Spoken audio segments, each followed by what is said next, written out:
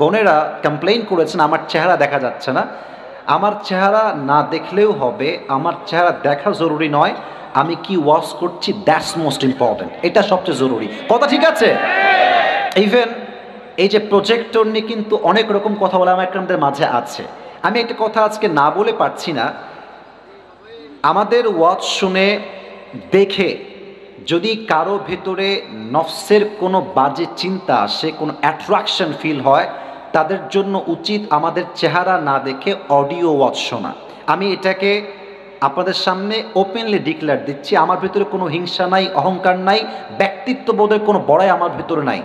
আমার কথা হচ্ছে, যদি আপনার আমাকে দেখে কোনো বাজে অ্যাট্রাকশন কাজ করে, আপনি আমার ফেস নয় অডিও শোনেন। যদি অডিও শুনেও কোনো মায়া আসক্তি কাজ করে, অডিও শোনাও জায়েজ নেই, বরং আপনি তাকে শুনবেন, তাকে দেখবেন যাকে দেখলে আপনার আকর্ষণ কম, হেদায়াত আসে বেশি। ঠিক কিনা বলেন?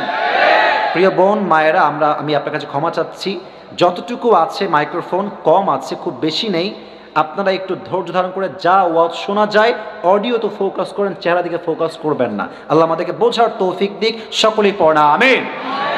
বিশ্বাস বড় দামি জিনিস, যে বিশ্বাস নিয়ে আজকালকার মেয়েরা যুবসে খুব খেলতেছে এরা।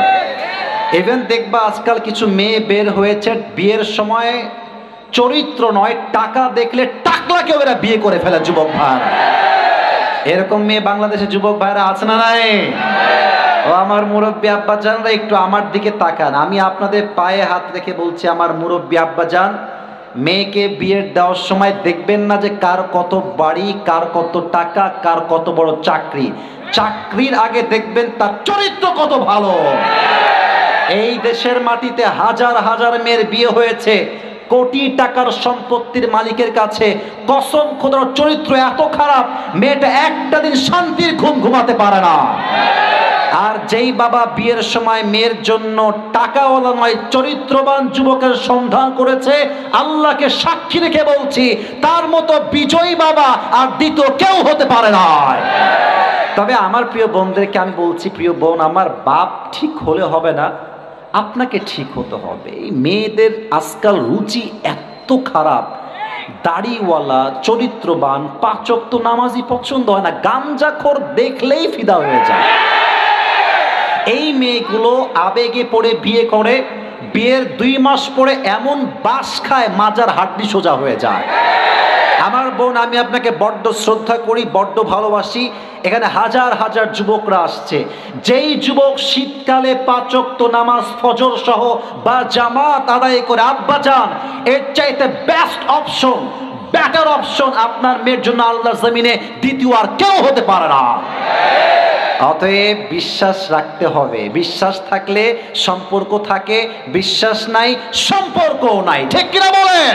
আচ্ছা, আমার চেহারার দিকে তাকান তো আব্বাজান, যুবক ভাইয়ারা। এই যে আমার মুখে, এটা কি দেখেন তো সবাই? দেখা যাচ্ছে এবার এটা কি? আচ্ছা, আমাকে আব্বাজান তাকায় কম তো, আমাকে দেখে কি দাড়িতে খ্যাত লাগতেছে? এদিকে না শুনি, এদিকে শুনি না, আমাকে খ্যাত লাগতেছে? আনস্মার্ট লাগতেছে? আমার কথা দাড়ি রেখে যে আমাকে পছন্দ করবে সে আমার বউ হওয়ার যোগ্যতা রাখে, আর যে আমাকে নবীর সুন্নাহ দেখে পছন্দ করতে চায় না, কসম খোদা, সে আমার বউ হওয়ার কোনো যোগ্যতা রাখে না। ছোট্ট একটা কথা হাদিসের মাঝখানে মনে পড়েই গেল, বলবো? বলেন সবাই, বলবো? একবার অনেক ক্ষুধার্ত, 3 দিন যাবৎ কিচ্ছু খায় না, দৌড় দিয়ে আসছে জঙ্গলে শিকার করার জন্য। তো বাঘের শিকার করার সিস্টেম হচ্ছে, এইদিকে তাকান, আমার ফিজিক্যাল মুভমেন্ট দেখেন, আমার চেহারা, হাত দেখেন। প্রথমে বাঘের এই কানটা এমনি খাড়া হয়ে যায় শিকার করার আগে, এবং তাদের যেই পাঞ্চ লাইন অথবা এই যে নখ, এটা হচ্ছে এমনি তারা অ্যাক্টিভ করে ফেলে শিকার করার পূর্বে। তো বাঘ আসছে জঙ্গল দেখছে অনেকগুলো ভেড়ার পাল আসতেছে জঙ্গলের দিকে। তো বাঘ এম করেছে, একটা ভেড়া শিকার করবে, 1 লাফ দিয়ে যাবে, খপ করে ধরে আবার নিয়ে চলে আসবে। টার্গেট করেছে, এম রেডি, কান খাড়া, পজিশন একদম বরাবর। হঠাৎ দেখছে ভেড়ার পালে একটা বাঘ, আর ওই বাঘকে সব ভেড়ারা মিলে গুতাইতেছে, মানে ট্যাং ট্যাং ট্যাং করে গুতাইতেছে। বাঘের সব ক্ষুধা, সব ক্ষুধা দূর, আরে আমার ভাতিজা এখানে কি করে? এবার এম করছে কোনো ভেড়াকে নয়, সোজা বাঘকে 1 লাফ দিয়ে ধরে বাঘ কিনে সাইডে নিয়ে আসছে। আরে ভাতিজা, তুমি ভেড়ার পালে কি করো?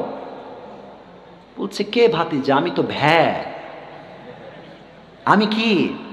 আমি ভ্যা। বলছে, তুই ভ্যা না, তুই বাঘের বাচ্চা, তুই ভ্যা না। বলছে, আমি ভ্যা। ঘটনা কি হয়েছে জানেন? এই বাঘের যে মালিক, ভেড়ার পালের যে মালিক, সে জঙ্গলে আসছে, দেখছে একটা ছোট্ট একটা বাচ্চা, বেড়ালের মতো বাঘের বাচ্চা জঙ্গলে আছে, তো নিয়ে চলে গেছে বাসায়। আর এই বাঘের বাচ্চা বড় হয়েছে ভেড়ার দুধ খেয়ে। এখন ভেড়ার মাঝে থেকে থেকে সেও ভেড়ার মতো হয়ে গেছে। এখন বাঘ বলে, তুই ভ্যা না, তুই বাঘের বাচ্চা। ও বিশ্বাসই করে না। কি করা যায়? নিয়ে গেছে পুকুরের কাছে। হ্যাঁ, এদিকে পুকুরের কাছে দাঁড়াইছে। বলছে, দেখা তো পানির দিকে তাক, একটু পানির দিকে তাকা, দেখ তোর চেহারা আমার চেহারা কি মিল আছে? বলছে, তাই তো, আপনার চেহারা আমার চেহারা তো এক দেখা যাচ্ছে।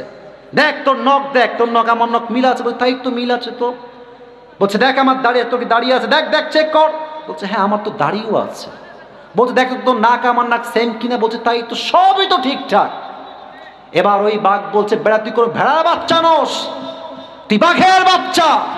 একটা হুঙ্কার দে, সমস্ত ভেড়ার পাল ভাগতে বাধ্য হবে। যুবক ভাইরা, আজ আমি জয়পুরের মাঝে সবাইকে এক বাক্যে বাঘের মতো বলছি, মুসলমানদের সন্তান ছাগলের বাচ্চা নয়, ভেড়ার বাচ্চা নয়, এরা খালিদ বিন ওয়ালিদের সন্তান। এরা যখন হুঙ্কার দিবে, কাফের মসনদ ভেঙে চুরে চূর্ণ বিচূর্ণ হয়ে যাবে। সেই তাকবীর দিবেন বাঘের মতো, লিল্লাহি তাকবীর। আল্লাহ কবুল করো, সকলেই পড়েন আমিন। হুমুল মুফলিহুন, but the messenger and those who believed him and fought with their lives and wealth, وَأُولَٰئِكَ لَهُمُ الْخَيْرَاتُ, it is those who will have the good things. وَأُولَٰئِكَ هُمُ الْمُفْلِحُونَ, and it is those who are the ultimate success. আল্লাহ তাআলা বলছেন, যারা নবীকে বিশ্বাস করেছে, নবীর উপর ঈমান এনেছে এবং জিহাদ করেছে জীবন দিয়ে, অর্থ দিয়ে, তাদের জন্য রয়েছে সমস্ত কল্যাণ এবং তারাই হচ্ছে জান্নাতি মানুষ, অর্থাৎ সাহাবায়ে কেরাম।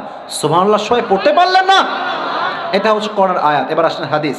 আল্লাহর হাবিব বলেছেন, এটাই হাদিস। হাদিসটা বলে আমি আলোচনার ভিতরে ঢুকে যেতে চাই। আমার মায়েরা, বোনেরা কমপ্লেইন করেছেন, আমার চেহারা দেখা যাচ্ছে না।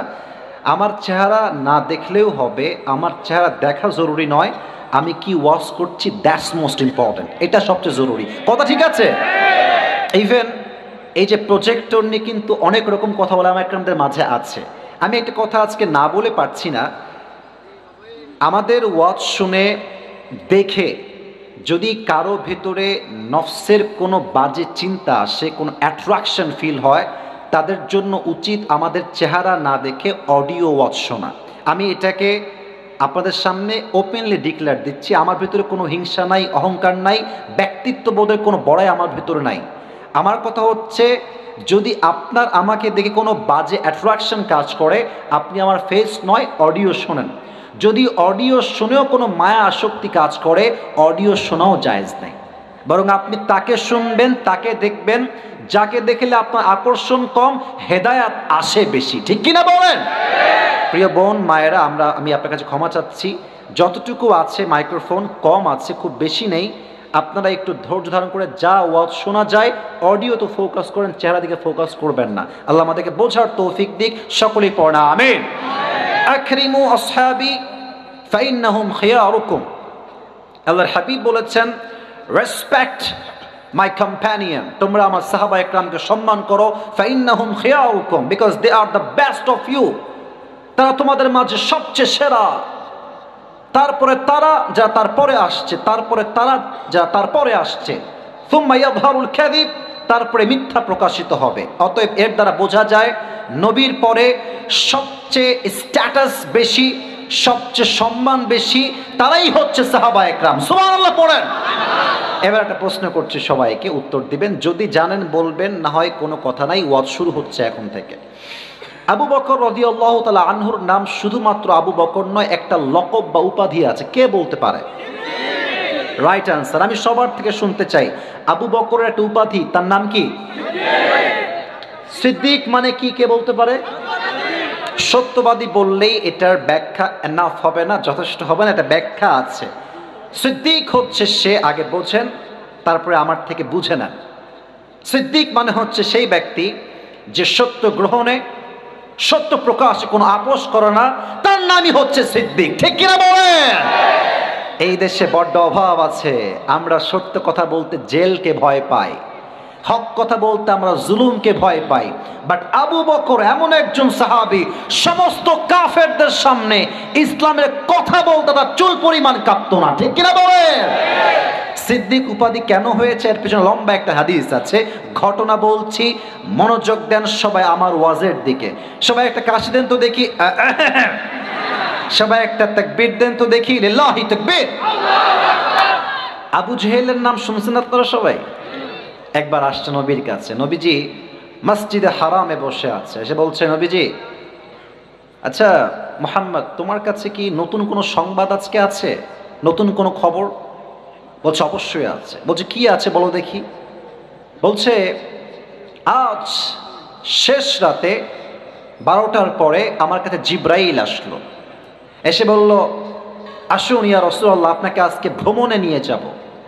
প্রথমে আমি গেলাম বাইতুল মাকদাস ফিলিস্তিনে, ওখানে গিয়ে 2 রাকাত নামাজ পড়লাম।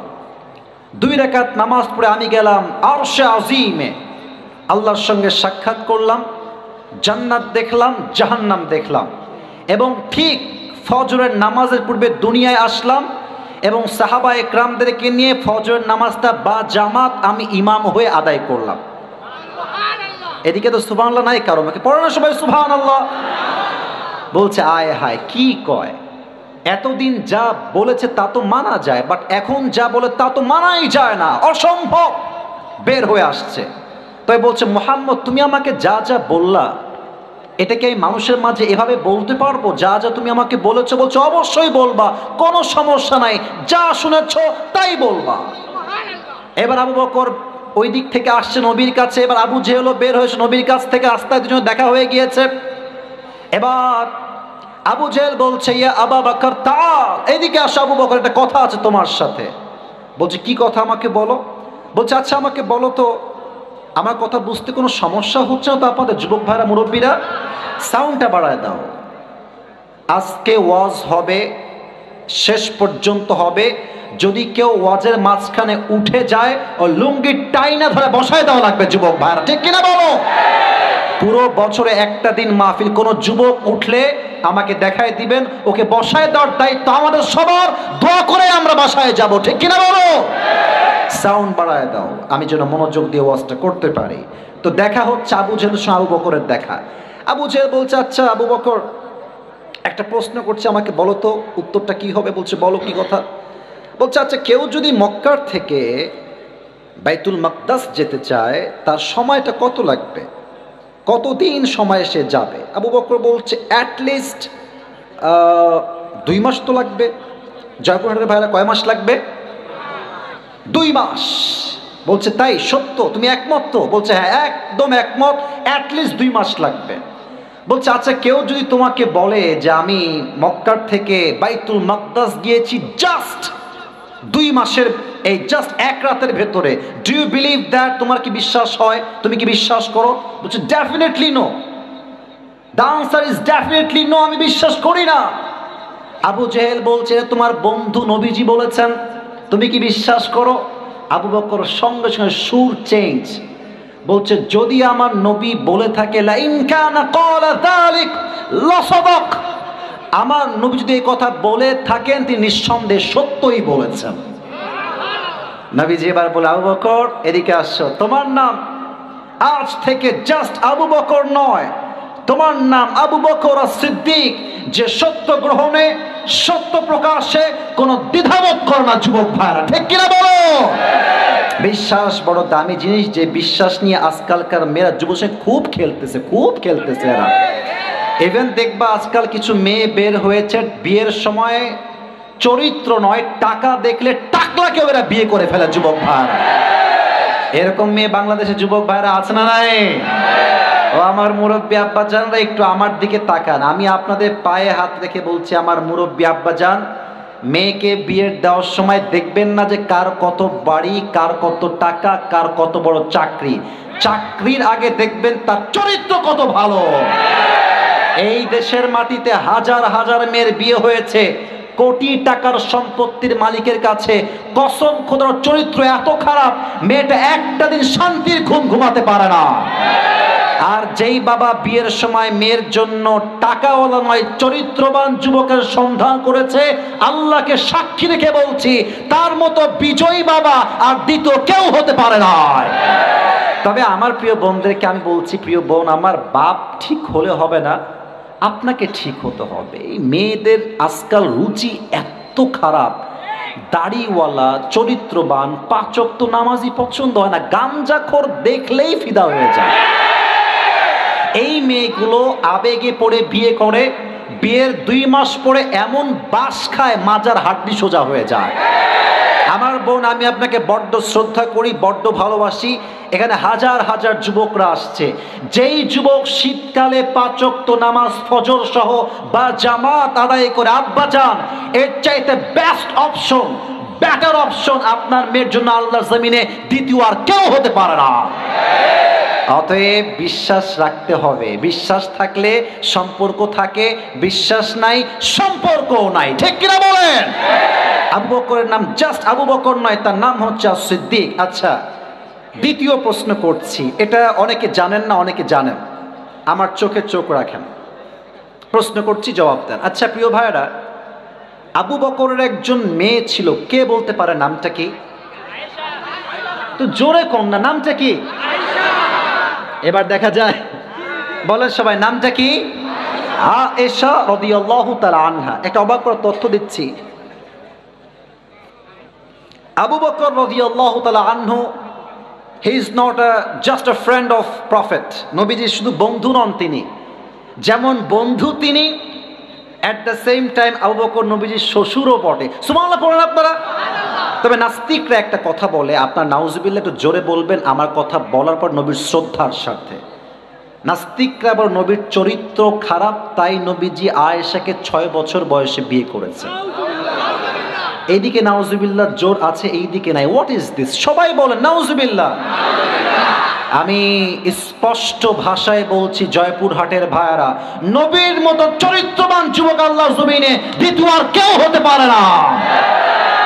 আচ্ছা, আমার চেহারার দিকে তাকান তো আব্বাজান, যুবক ভাইয়ারা, এই যে আমার মুখে এটা কি দেখেন তো সবাই, দেখা যাচ্ছে এবার, এটা কি? আচ্ছা, আমাকে আব্বাজান তাকায় কম তো, আমাকে দেখে কি দাড়িতে খ্যাত লাগতেছে? এদিকে না শুনি, এদিকে শুনি না, আমাকে খ্যাত লাগতেছে? আনস্মার্ট লাগতেছে? আমার কথা, দাড়ি রেখে যে আমাকে পছন্দ করবে সে আমার বউ হওয়ার যোগ্যতা রাখে, আর যে আমাকে নবীর সুন্নাহ দেখে পছন্দ করতে চায় না, কসম খোদার সে আমার বউ হওয়ার কোনো যোগ্যতা রাখে না। দেখেন, আমি আপনাকে হাদিসগুলো বোঝাই। আম্মা জান আয়েশার বয়স মাত্র 6, বিয়ে হয়েছে 9 বছর বয়সে বিয়ে করে বাসায় তুলেছে। যেদিন বাসর রাত, ও বিয়ের একটা বাসর রাত আছে না রে ভাই? এই যে লজ্জায় মুখ লাল হয়ে গেছে। আরে ভাই, বাসর রাত আছে না বিয়ের রাতে রে ভাই? আছে না ভাই? বাসর রাত নবীজি আসছেন আয়েশার ঘরে। হাদিসগুলো খুবই মজার, যদি মনোযোগ দিয়ে শুনতে পারেন। এসে বলছে, আয়েশা, আগেই পড়েন সবাই মন খুলে সুবহানাল্লাহ। ওরে ভাই, একটু মন খুলে কর না সুবহানাল্লাহ। একবার সুবহানাল্লাহ কইলে জান্নাতে একটা গাছের মালিক হয়ে যাবেন আপনি। এই যে একটা গাছের মালিক হয়ে গেলেন, আবার পড়েন সুবহানাল্লাহ, আর একবার কোন সুবহানাল্লাহ। এসে বলছে, আয়েশা, একটা কথা বলছি শোনো। আয়েশা, তোমাকে আমি আজকে প্রথম দেখছি না, তোমাকে আমি এর আগেও দেখেছি। আয়েশা বলছি, ইয়া রাসূলুল্লাহ, আগে দেখেছেন? আমি তো আজকে ফার্স্ট টাইম আপনার সামনে আসলাম। নবীজি বলছে, তোমাকে আমি আগে বাস্তবিক জীবনে দেখি নাই, আল্লাহ তাআলা স্বপ্নের মাধ্যমে তোমার এই রূপবতী চেহারা আমাকে দেখিয়ে দিয়েছে আগের থেকে। কেমনে দেখেছেন আমাকে একটু বলেন? বলছে, আমি একদিন ঘুমিয়েছিলাম, ঠিক তাহাজ্জুদের সময় জিবরাইল আসলেন, ঘুমের মাঝে, স্বপ্নের মাঝে। দেখলাম জিবরাইল ওই দূরে দাঁড়িয়ে আছে, আমি গেলাম জিবরাইলের কাছে। তো গিয়ে দেখলাম যে তার ঠিক ডান দিকে একজন মেয়ে বসে আছে, লাল রেশমি রুমালের চাদর দিয়ে তার পুরো চেহারাটা ঢাকা, ঘোমটা দিয়ে ঢাকা। আমি বললাম, ইয়া জিবরাইল, মান হাদিহিল মারআ, এই মেয়েটা আসলে কে? আয়েশার ব্যাপারে জিবরাইল বলছে, নবী আপনি খুলেন, দেখেন এই মেয়েটা আসলে কে। যখন তিনি চেহারার নেকাবটা বা এই যে ঘোমটা তুলেছেন, চাঁদের মতো একটা সুন্দর চেহারা নবীর সামনে ভেসে উঠেছে। নবীজি বলছেন কে? বলছে হাদিহি আয়েশা বিনতু আবি বকর রাদিয়াল্লাহু তাআলা আন। এটা আবু বকর একজন সুযোগ্য কন্যা আয়েশা। সুবহানাল্লাহ। নবীজি বলছেন জিবরাইল, আল্লাহ আসলে কি চায় আমার সামনে? এই মেয়ের চেহারা কেন আসলো আমাকে আগে ব্যাখ্যা দেন। জিবরাইল ডাক দিয়ে বলছেন ইয়া রাসূলুল্লাহ, ইয়া হাবিবাল্লাহ, আল্লাহ তাআলা চান আপনি তাকে আপনার বউ হিসেবে কবুল করে নেন। কোন সুবহানাল্লাহ।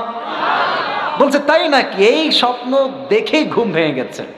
ওরে ভাই, বিয়ের স্বপ্ন দেখলেও ভাল লাগে, বিয়ে করলেও ভাল লাগে। আরে কথা কোন ঠিক কিনা রে ভাই? নবীজি এখন এ ভেজাল আছে এখানে, কিছু কথার ব্যাখ্যা জানতে হবে।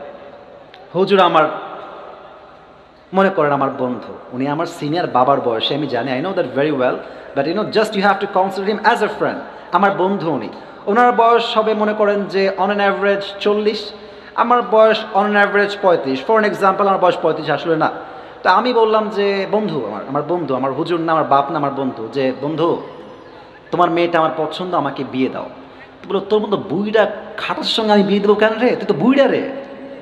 কথা কি বোঝা যায় যুবক ভাইরা? বলো বলো বলো। তো এইটা ব্যাপারটা এক্স্যাক্টলি এরকম নয়, তবে ব্যাপারটা কিছুটা সিমিলারিটি আছে। আরব বিশ্বে ওই সময়ে বন্ধুর মেয়েকে বিয়ে করা it was just like a crime, অপরাধ। বন্ধুর মেয়েকে বিয়ে অন্যায় মনে করা হতো। বাট নবীজি সাহস পাচ্ছে না যে আমি কেমনে প্রস্তাব দিব। চাচিকে পাঠিয়েছে। চাচি এসে বলছে আবু বকর এদিকে আসো। সালাম কালাম দিয়ে কথাবার্তা বলছে এটা কথা বলো, মাইন্ড করবো না তো? বলছে বলেন কি বলবেন। তোমার মেয়ের জন্য একটা উত্তম পাত্রের সন্ধান আমার কাছে আছে, তুমি যদি চাও আমি তার নামটা বলবো। বললো মাসমু। তার নাম কি বলেন আমাকে। বলছে ইসমুহু মুহাম্মদ সাল্লাল্লাহু আলাইহি ওয়াসাল্লাম। আবু বকর বলছে কি বললেন এটা আপনি? হি ইজ মাই ফ্রেন্ড হুয়া হাবিবি, বন্ধু আমার, বন্ধুর সঙ্গে আমার বিয়ে আমি কেমনে দেই? অ্যাট দ্য সেম টাইম তিনি চিন্তা করছেন মানে মনে মনে যে আয় হায়, নবীর সঙ্গে যদি বিয়ে নাই দিই, তার মতো চরিত্রবান যুবক তো এই তোল্লাটা দ্বিতীয়টা কেউ নাই, পৃথিবীতেই কেউ নাই। সুবহানাল্লাহ পড়ুন আপনারা সবাই। এখন চিন্তা করছে বিয়ে দিব কি দিব না, দিব কি দিব না, দিব কি দিব না। বাট আল্লাহ তাআলার সিদ্ধান্ত, সঙ্গে সঙ্গে আবু বকর বললেন আমি ইয়েস, আমার মেয়ের বিয়ে যদি কারো সঙ্গে হয় আমার বন্ধু মুহাম্মদের সঙ্গে হবে। সুবহানাল্লাহ। বিয়ের ডিল ডান, বিয়ে হয়ে গেল। এখন নাস্তিকরা কি বলে, এটা কিন্তু যুবক ভাইয়েরা একদম কান খাড়া করো, মুরব্বী আব্বা যান কানটায় খাড়া করো। নাস্তিকরা বলে নবীর চরিত্র খারাপ, তাই তিনি বাল্য বিবাহ করেছেন। আপনারা কি একমত? ইয়েস নাকি নো? নবীর চরিত্র হচ্ছে সবচাইতে পবিত্র চরিত্র, ঠিক কি বলে? যদি টুপিটা পেতে চান, এখন 3টা কারণ বলছি, একদম মেমোরাইজ করে নেন, মুখস্থ করে নেন। 1 নাম্বার কারণ, হুজুর হচ্ছেন আমার জাস্ট হুজুর বা বন্ধু, এটা একটা সম্পর্ক। আর একটা হচ্ছে আত্মীয়তার বন্ধন। আমরা গ্রামের মানুষ, আমিও গ্রামের ছেলে। আচ্ছা বন্ধু বন্ধুর সম্পর্ক, কল দিলেও দিলাম, না দিলে না দিলাম। বন্ধু 1 মাস পরে কি রে খোঁজ খবর যে নিস না রে, বন্ধু কাজে ব্যস্ত রে, ডিফারেন্ট রিলেশনশিপ। বাট বন্ধুর কাছে আমার মেয়ে আছে, আমি এখন না চাইলেও প্রত্যেক সপ্তাহে না হোক প্রত্যেক মাসে একবার হলেও ফোন কল করবই করব। কথা কি বোঝা যায় কিনা বলেন? তাহলে একে তো বন্ধু আল্লাহ চাচ্ছেন এরা দুইজন একসঙ্গে রক্তের সম্পর্কে জড়ায় গেলে আল্লাহর দিনটা আরো সামনের দিকে এগিয়ে যাবে। এই জন্য আল্লাহ তাআলা ফয়সালা করেছেন আয়েশার সঙ্গে নবীজির বিয়ে হবে। ফার্স্ট রিজন, প্রথম কারণ। 2, এটা আরো ইন্টারেস্টিং কারণ। 2 নাম্বার কারণ হচ্ছে বড় অবাক করা বিষয়। আল্লাহর হাবিব সাল্লাল্লাহু আলাইহি ওয়াসাল্লামের যিনি স্ত্রী আম্মা জান আয়েশা, উনি এমন একজন নারী যার মেধা, যার প্রজ্ঞা, যার জ্ঞান এত বেশি, পুরো ইসলামিক ইতিহাসে সবচাইতে মেধা যেই নারীর বেশি ছিল তার নাম আম্মা জান আয়েশা। সুবহানাল্লাহ পড়েন। তাহলে আমরা 2টি কারণ পেলাম, 1 ইসলামের বিজয়, 2 নাম্বার আমরা পেলাম আয়েশার মেধা বা প্রজ্ঞা। এন্ড থার্ড, ওয়ামা ইয়ানতিকু আনিল হাওয়া ইন হুয়া ইল্লা ওয়াহয়ু ইউহা। নবী যা করেন নবীর একার কাজ নয়, নবীর জবানের কথা নয়, নবী যা বলেন যা করেন এই সব একজনের আদেশ, আওয়াজ দিয়ে বলেন তিনি কে। এই তিনটা কারণ: এক, আল্লাহ বলেছেন নবী আপনি বিয়ে করেন, ওহী ছিল। দুই, আয়েশার মেধা ভালো ছিল, যার মেধা যত ভালো তাকে দিয়ে ইসলামের কাজ হবে তত ভালো। অ্যান্ড তিন, যেহেতু আবু বকর নবীর বন্ধু হয়, দুইজন ইসলামের সৈনিক জামাই শ্বশুর হয়ে গেলে ইসলামের রাজ পুরো বিশ্বে কায়েম হয়ে যাবে। ঠিক কিনা বলেন? এই তিনটা কারণে, মাশাআল্লাহ বসেন, তিনটা কারণে নবীজি আম্মাজান আয়েশাকে বিয়ে করেছেন। এখন আমি 3 নাম্বার সাবজেক্টে যেতে চাই, তবে একটা আবদার আছে সবার কাছে। আমি একজন যুবককে চাই, যেই যুবকের বউ নাই, সিঙ্গেল, সে অনেক দেখেছি আমি একদম মরা তাকবীর, একদম মরা, এদের বিয়ে সব ক্যান্সেল হয়ে যাবে। তোমাদের মাঝে একজন যুবককে চাই যে সিঙ্গেল, দাঁড়িয়ে 3 বার নয়, জাস্ট একবার নারায়ে তাকবীর বা লিল্লাহি তাকবীর বলবা বাঘের বাচ্চার মতো। কে আছো? দাও। লিল্লাহি তাকবীর, লিল্লাহি তাকবীর, আল কোরআনের আলো, আল হাদিসের আলো। তোমার বিয়ে 50% কনফার্ম, বাকি 50% না। আমি আরেকজনকে চাই একবার, 3 বার না, একবার দিলে আমি খুশি, বাঘের মতো দিবা। কে আছো?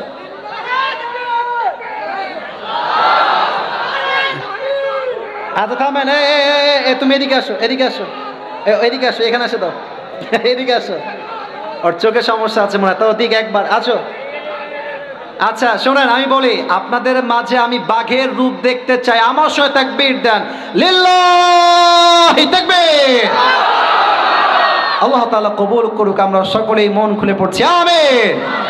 আচ্ছা, আমি একটা ছোট্ট ঘটনা বলছি। আপনাদের মাঝে আমি দেখলাম খুব নম্রতা বেশি। সব জায়গায় নম্র হইলে চলে না, মাঝে মাঝে শক্তও হইতে হয়।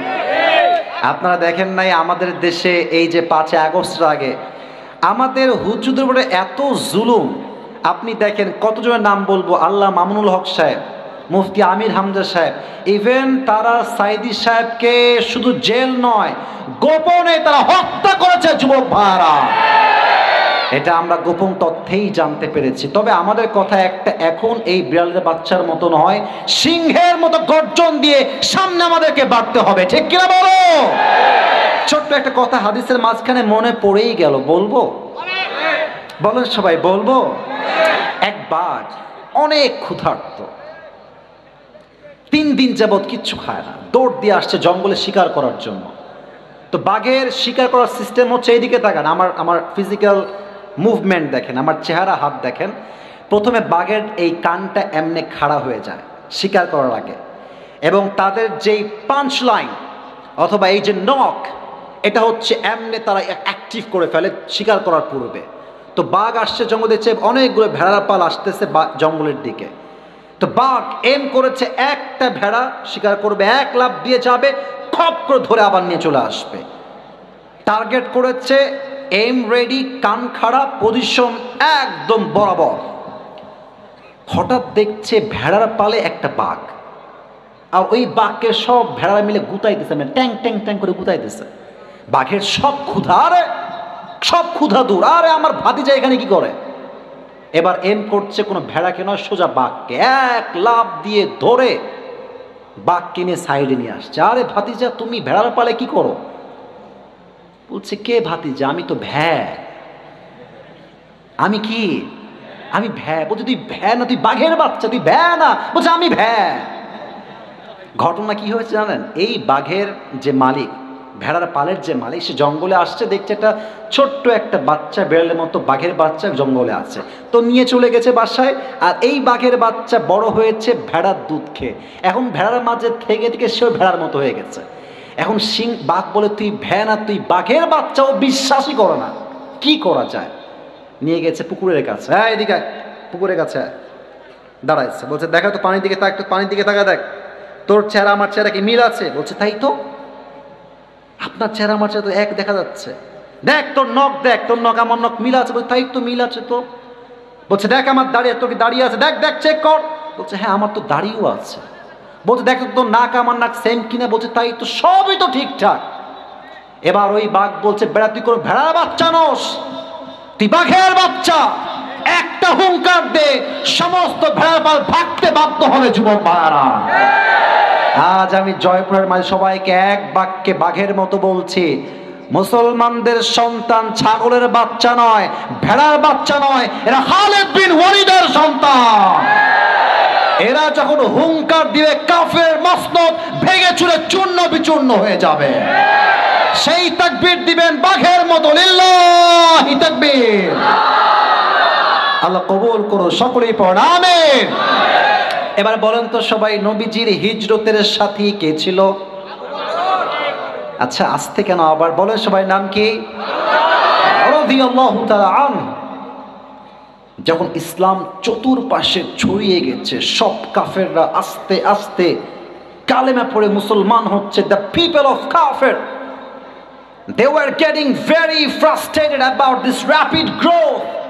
তারা বলছে, স্টপ দ্য লাস্ট মেসেঞ্জার, নবীকে থামাও, একে হত্যা না করলে পুরো দিন ইসলাম বিজয় হয়ে যাবে। তারা প্ল্যান করলো নবীকে হত্যা করার। বাট কথায় আছে না, রাখে আল্লাহ মারে কে? মারে আল্লাহ। আরে যাকে আল্লাহ বাঁচাইতে চায় তার কেউ চুল পরিমাণ কোনো ক্ষতি করতে পারে না, ঠিক কিনা বলো? আল্লাহ তাআলা নবীর কাছে ওহী পাঠালেন, ইয়া রাসূলুল্লাহ, ইয়া হাবিবাল্লাহ, আপনি বাসার থেকে বের হয়ে যান, কাফেররা আপনার বাসা ঘেরাও করে ফেলেছে আপনাকে হত্যা করবার জন্য। নবীজি বাসা থেকে যখন বের হয়েছেন, মাশাআল্লাহ লোক আরো আসতেছে, ভাই বসেন বসেন, ওয়েলকাম ওয়েলকাম, বসেন। লোক যাও বাদ দিয়ে আরো আসতেছে, বলেন সবাই মারহাবা। তো আল্লাহ তাআলা বলেন, নবী আপনি বের হয়ে যান। সব কাফেররা বাহিরে, এই যে মুরব্বীরা আমার দিকে তাকান, একটা আমল শিখাচ্ছি, বিপদে পড়লে সূরা ইয়াসিন পড়বেন, শত্রুদের চোখকে আল্লাহ নিজেই অন্ধ করে দিবে। সুবহানাল্লাহ।